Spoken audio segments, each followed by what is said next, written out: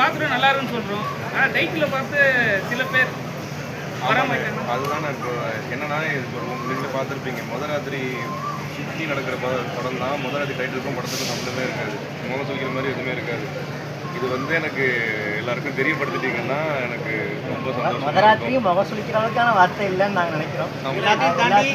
அப்படி நீங்க இந்த படத்தை சரியான ஆடியன்ஸ்க்கு எடுத்து போவீங்கன்ற நம்பிக்கை எங்களுக்கு.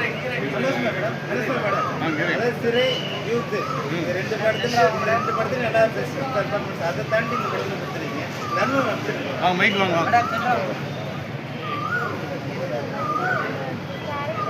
இந்த மாதிரி ஃபீமேல் கேரக்டர் எல்லாம் பார்க்க முடியும் போது ரொம்ப சந்தோஷமா இருக்கும். அந்த மாதிரி கேரக்டர் கண்டு முடிஞ்சதுக்கு ரொம்ப ரொம்ப ஹாப்பியாக இருக்குது.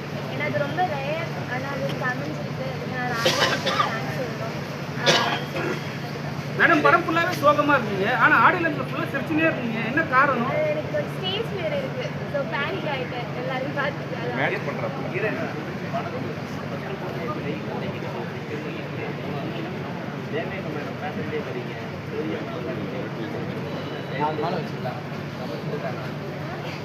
கமர்ஷியலாக தான் போவீங்களா? நீங்கள் அடுத்த தேவையான மாதிரி கோரிக்கை மாதிரி வருவீங்கன்னு கேட்குறாங்க.